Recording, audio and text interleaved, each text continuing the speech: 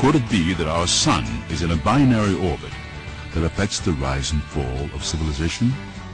Many ancient cultures seemed to think so, and now some modern-day scientists agree.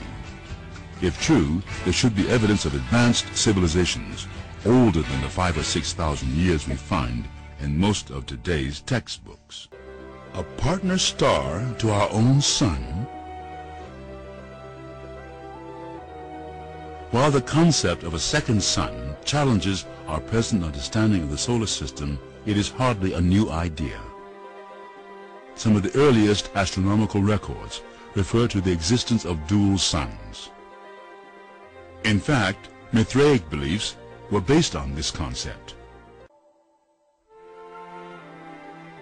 As we look deeper into the universe and expand our knowledge of its motion, we've come to realize that single suns are more the exception than the rule.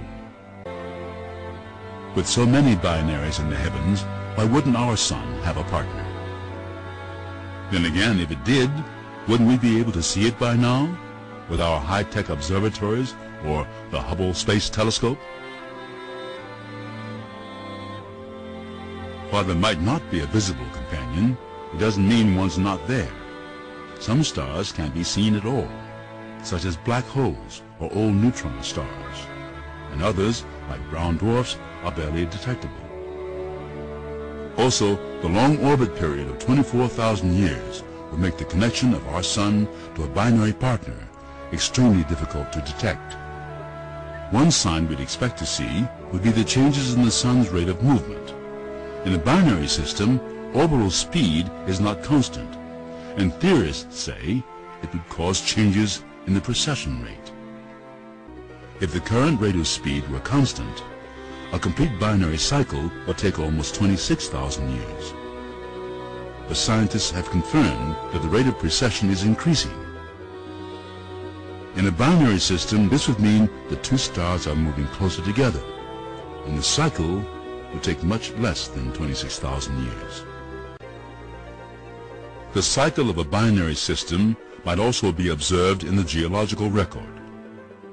Mathematician Milutin Milankovitch noticed the Earth has had global warming and cooling cycles that roughly correlate to the length of the Great Year. Just as the binary model answers questions of the past, it could also be applied to solve scientific questions of the present.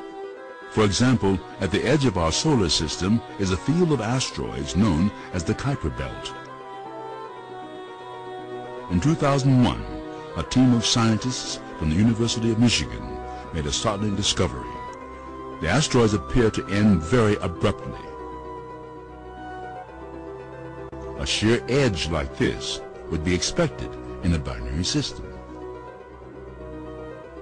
Also, a large number of long-cycle comets in our solar system come from a very small part of the sky. Although some astronomers like John Matisse and Daniel Whitmire think it may result from the gravitational pull of an unconfirmed 10th planet, our sun's binary could also have this effect. Another enigma. All celestial bodies have angular momentum, a force that corresponds to their mass and motion. Yet in our solar system, angular momentum is unevenly distributed. The sun has 99.9% of the total mass, but only 1% of the total angular momentum. If we acknowledge that our sun is curving through space in a 24,000-year binary orbit, we find the sun's angular momentum was there all the time, but primarily in its orbital motion, not just in its spin. Although the possibility of a binary star agrees with many observed facts, it does raise questions. The most common objection is, if we were in a binary system, we would know it by now. But we may be looking for something that is very far away and very hard to see.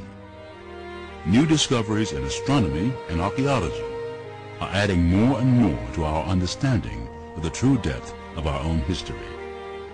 If we continue these pursuits, perhaps we will prove the link between binary motion, precession, and man's place in the Great Year. History reveals that ancient cultures around the globe were aware of a great cycle that connected the movements of the heavens and life on Earth. The Great Year tracked not only time, but perhaps we will find the very rise and fall of civilization itself.